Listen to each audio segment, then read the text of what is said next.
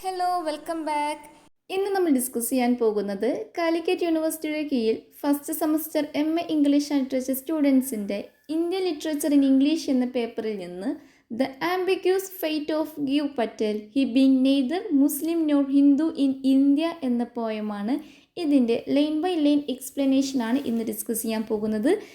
The ambiguous fate of Gieve Patel he being neither Muslim nor Hindu in India.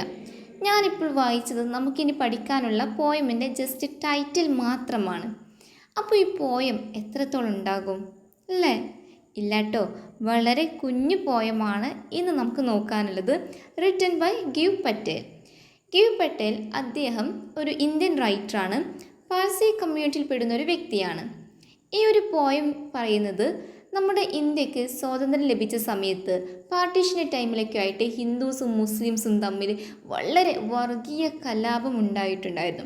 ആ ഒരു ടൈമിൽ ഹിന്ദു മുസ്ലിം കമ്മ്യൂണിറ്റിയിൽ പെടാത്ത വ്യക്തിയായിട്ടുള്ള നമ്മുടെ ഗീവ് പട്ടേൽ പോലെയുള്ള ആളുകൾ അവർക്ക് ജീവിക്കേണ്ടി വന്നപ്പോൾ അവർക്ക് കിട്ടിയൊരു അവഗണന ഈ ഒരു പോയമിലെ മെയിൻ തീമായിട്ട് വരും.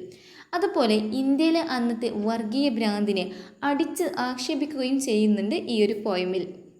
ഇതൊരു സറ്റോറിക്കൽ പോയമാണ് ഓൺ റിലീജിയസ് വയലൻസ്, മതഭ്രാന്തിനെ കുറിച്ചിട്ടുള്ളൊരു ആക്ഷേപഹാസ്യ പോയമാണ് ഈ ഒരു the ambiguous fate of Gieve Patel he being neither Muslim nor Hindu in India എന്ന പോയം. എന്താണ് ഇതിൻ്റെ മീനിങ്?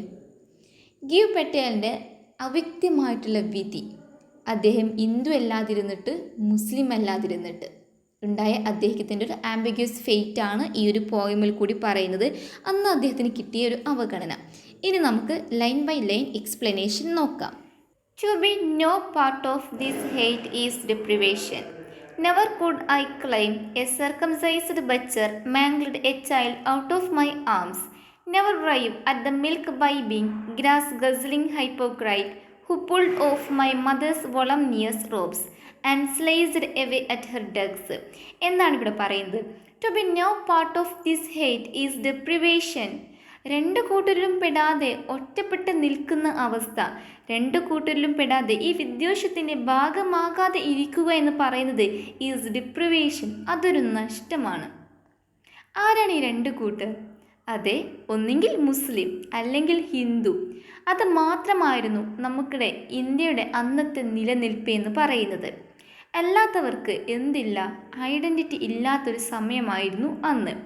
നമുക്കറിയാം ഗീവ് പട്ടേൽ പാഴ്സി കമ്മ്യൂണിറ്റിയിൽ പെടുന്ന ഒരു വ്യക്തിയാണ്. അതുകൊണ്ട് തന്നെ അദ്ദേഹം പറയുന്നു ഹിന്ദു മുസ്ലിം അല്ലാത്തവർക്ക് ഒരുപാട് അക്രമങ്ങൾ നേരിടേണ്ടി വന്നിട്ടുണ്ട്. ബാക്കി നോക്കൂ. Never could I claim. ഞാൻ ഇനി ഒരു ഭാഗത്തേക്കുമില്ല, രണ്ട് കൂട്ടരുടെ ഭാഗത്തേക്കും ഞാൻ നിൽക്കില്ല. A circumcised butcher mangled a child out of my arms. എൻ്റെ കൈകളിൽ നിന്നും പിടിച്ചു വാങ്ങിയ ഒരു കുട്ടി, ആ കുട്ടിയെ സർക്കംസൈസ്ഡ് ചെയ്യുകയാണ്. വിച്ച് മീൻസ് ആ കുട്ടിയുടെ ലിംഗ അഗ്രഭാഗം മുറിച്ചു മാറ്റുന്ന ഒരു ബച്ചർ, കശാപ്പുകാരൻ. സർക്കംസൈസ്ഡ് ബച്ചർ ഇവിടെ ഉദ്ദേശിക്കുന്നത് മുസ്ലിം കമ്മ്യൂണിറ്റിയിൽ പെടുന്ന ആളുകളെയാണ്. And never rave. ഞാൻ ഒരിക്കലും പുകഴ്ത്തി പറയുകയില്ല, ഞാൻ ഒരിക്കലും നന്നാക്കി പറയുകയില്ല. ആരെ? At the milk bibbing. പാല് കുടിക്കുന്നവരെ. Grass guzzling ഹൈപ്പോക്രൈറ്റ്. പുല്ല് കഴിക്കുന്ന ഹൈപ്പോക്രൈറ്റ് വിച്ച് മീൻസ് കപടന്മാർ, കാപട്യം നിറഞ്ഞവർ. ഇവിടെ ഉദ്ദേശിക്കുന്നത് വെജിറ്റേറിയൻ ആണ്. സോ നമുക്ക് മനസ്സിലാക്കാം ഹിന്ദു കമ്മ്യൂണിറ്റിയിൽ പെടുന്ന ആളുകളെയാണ് ഇവിടെ ഉദ്ദേശിക്കുന്നത്. Who pulled off my mother's voluminous robes. Voluminous എന്ന് പറയുമ്പോൾ കൃത്യമായിട്ട് ഉടുത്തിട്ടില്ല, റോബ്സ് എന്ന് പറയുമ്പോൾ നമുക്കറിയാം വസ്ത്രമാണ്. Who pulled off my mother's voluminous robes. എൻ്റെ അമ്മ നേരായി ഉടുത്തിട്ടുള്ള വസ്ത്രം വലിച്ച് ഇല്ലാതാക്കുന്ന, പുൾഡ് ഓഫ് ചെയ്യുന്ന. And sliced away at her dugs. Dugs which means breast.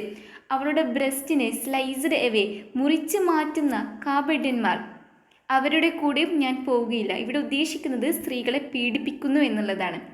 അപ്പോൾ ഈ ഒരു വരികളിൽ നിന്ന് നമുക്ക് മനസ്സിലാക്കുന്നത് സത്യം പറഞ്ഞാൽ രണ്ട് കൂട്ടരുടെ വിഭാഗത്തിലും പെടാത്ത, ഹിന്ദു അല്ലാത്ത മുസ്ലിം ആകാത്ത പാവപ്പെട്ട മറ്റു കമ്മ്യൂണിറ്റിയിൽ പെടുന്ന, ഒന്നിനും ഒരു തർക്കത്തിനും ഇല്ലാത്ത സ്ത്രീകൾ, കുട്ടികൾ, ഇവകളാണ് അവരുടെ ഇര എന്ന് പറയുന്നത്.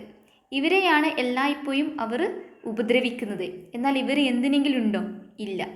രണ്ട് വിഭാഗവും മുസ്ലിംസും ഹിന്ദുസും അങ്ങോട്ടും ഇട്ടുങ്ങോട്ടും പോരടിക്കുമ്പോൾ എല്ലാം ഏൽക്കേണ്ടി വരുന്നത് സ്ത്രീകളും കുട്ടികളുമാണ്. ഒന്നും അറിയാത്ത അവരാണ് വർഗീയതയുടെയും ഇരകളായിട്ട് മാറുന്നത്. Children and women, they are not part of this violence, but they are the victims. Next നോക്കൂ, പ്ലാനറ്റ്സ് ഫോക്കസ് ദെയർ ഫയർസ്. ഇവിടെ പ്ലാനറ്റ്സ് എന്നതുകൊണ്ട് ഉദ്ദേശിക്കുന്നത് മുസ്ലിംസ് ആൻഡ് ഹിന്ദുസ് കമ്മ്യൂണിറ്റിയിൽ പെടുന്ന ആളുകളെയാണ്. ഫോക്കസ് ദെയർ ഫയർസ്, അവൾ ഫോക്കസ് ചെയ്യുന്നത് എന്തിനെയാണ്? ഫയറിനെയാണ്, തീയിനെയാണ്, തീ നാളങ്ങളെയാണ്. There is a fire inside their mind. അതെന്താണ്? ഫൈറ്റാണ്, വർഗീയതയാണ്, മതഭ്രാന്താണ് അവരുടെ ഉള്ളിലുള്ളത്. അങ്ങോട്ടും ഇങ്ങോട്ടും പോരാടുക, കടിച്ചു കീറുക, അതിൽ മാത്രം ഫോക്കസ് ചെയ്യുക, ഇതാണ് അവരുടെ ലക്ഷ്യം. ഇങ്ങനെയാണ് അവരുടെ അവസ്ഥ എന്ന് പറയുന്നത്. Into a warm destruction, ഇത്തരത്തിലുള്ളൊരു മതഭ്രാന്ത്, ഇത്തരത്തിലുള്ള വർഗീയത എവിടേക്കാണ് ഇവരെ നയിക്കുന്നത്? Into a warm destruction. Warm destruction എന്ന് പറയുമ്പോൾ തകർച്ചയിലേക്കാണ്. എ വോം എന്നുകൊണ്ട് ഇവിടെ ഉദ്ദേശിക്കുന്നത് ഒരു പുഴുവിനെ പോലെ അരിച്ച് അരിച്ച് അവസാനം അത് മുഴുവനായിട്ടും ഡിസ്ട്രക്ഷൻ ആകുന്ന കോലത്തിലോട്ട്. ഇനി നോക്കൂ, എഡ്ജിങ് അലോങ് ദ കോണ്ടിനെൻറ്റ്. ഇവിടെ ഉദ്ദേശിക്കുന്നത് ഇപ്പോൾ ഈ ഒരു പാസി കമ്മ്യൂണിറ്റിയിൽ പെടുന്ന ആളുകളെയാണ്. അവരുടെ അപ്പോഴത്തെ അവസ്ഥ എന്ന് പറയുന്നത് ദേ ബിക്കം നത്തിങ്, അവർ ഒന്നുമല്ലാതെ ആയി മാറി. ദേ കൊലാപ്സ്ഡ്, അവർ ടോട്ടലി നശിച്ചു പോയി. അവർക്ക് സ്വന്തമായിട്ടൊരു ഐഡൻറ്റിറ്റി ഇല്ല. They are nothing in this country. അന്നത്തെ ആ ഒരു സമയത്ത് എഡ്ജിങ് അലോങ് ദ കോണ്ടിനെൻറ്റ്, അന്നത്തെ ഇന്ത്യയിൽ ഒന്നുമല്ലാതെ ഒരു മൂലക്കിരിക്കുന്നവരായി മാറി പാഴ്സി കമ്മ്യൂണിറ്റിയിലുള്ള ആളുകൾ. ഞങ്ങൾക്ക് അതിർത്തിയിലൂടെ ഒതുങ്ങി പോവേണ്ടി വന്നൊരവസ്ഥ. പിന്നെ നമുക്ക് വേറൊരു മീനിങ്ങും ഇവിടെ വെക്കാം. മറ്റുള്ളവർ, മുസ്ലിംസും ഹിന്ദുസും പെടുന്ന കമ്മ്യൂണിറ്റിക്കാരെ, മറ്റു രാജ്യക്കാരെ, മറ്റു കമ്മ്യൂണിറ്റിക്കാരെ ഇവിടെ നിന്ന് ഫോഴ്സ് ചെയ്യിപ്പിക്കുക. എന്തിനു വേണ്ടിയിട്ട്? മൈഗ്രേറ്റ് ചെയ്യാൻ വേണ്ടിയിട്ട്, അവർ കുടിയേറി പോകുന്നതിന് വേണ്ടിയിട്ട് അവർ ഫോഴ്സ് ചെയ്യിപ്പിക്കുന്ന ഒരു അവസ്ഥയാണ് ഇവിടെ കാണുന്നത്. എഡ്ജിങ് അലോങ് ദ കോണ്ടിനെൻറ്റ് എന്നതുകൊണ്ട് ഉദ്ദേശിക്കുന്നത് ഈ മീനിങ്സ് ആണ്. As a marginalised community they are forced to migrate. Next നോക്കൂ, bodies turn ashen and shrivel. Ashen എന്ന് പറയുമ്പോൾ കത്തിച്ചാരമാവുക. ഷ്രൈവൽ എന്ന് പറയുമ്പോൾ എന്താണ് അതിൻ്റെ മീനിങ് ആയിട്ട് വരുന്നത്? ചീഞ്ഞു പോവുക. ബോഡീസ്, ശവശരീരങ്ങൾ, അതെന്തായി മാറുകയാണ്? മനുഷ്യ ശരീരം ചാരമാകുന്നു, ചീഞ്ഞു പോകുന്നു. I only burn my tail. ഞങ്ങളുടെ വാൽ മാത്രം കത്തിയിട്ടുള്ളൂ. അതായത് പാഴ്സി കമ്മ്യൂണിറ്റിയിൽ പെടുന്ന ആളുകളുടെ ടൈല് മാത്രമേ കത്തിക്കരിഞ്ഞിട്ടുള്ളൂ. എന്താ ഇവിടെ കൊണ്ട് ഉദ്ദേശിക്കുന്നത്? കാരണം പാഴ്സിക്കാരെ ഇത് വല്ലാതെ ബാധിച്ചിട്ടില്ല എന്ന് നമുക്ക് മനസ്സിലാക്കാം. അവിടെ പോരാടുന്നത് ഹിന്ദുസും മുസ്ലിംസുമാണ്. അവർ തമ്മിലാണ് വർഗീയത ഉള്ളത്. അതുകൊണ്ട് തന്നെ പാഴ്സി കമ്മ്യൂണിറ്റിയിൽ പെടുന്ന ഇവരെ പോലുള്ള ചെറിയ ചെറിയ വിഭാഗക്കാരെ ഇത് കൂടുതൽ ബാധിച്ചിട്ടില്ല. അതുകൊണ്ട് തന്നെ അവർ ടൈലിൽ മാത്രമായിട്ട് ചെറിയ ചെറിയ മുറിവുകൾ അവർക്ക് പറ്റിയിട്ടുണ്ട്. ചെറിയ ചെറിയ രീതിയിൽ അവരും കത്തിയിട്ടുണ്ട്, പക്ഷേ ടൈല് പോലെ. പക്ഷേ അവർക്ക് ഏറ്റവും വലിയൊരു നഷ്ടം ഇന്ത്യ എന്ന രാജ്യത്തിൻ്റെ ഭാഗമാകാതെ നിൽക്കാൻ പറ്റാത്തൊരു അവസ്ഥയായിരുന്നു.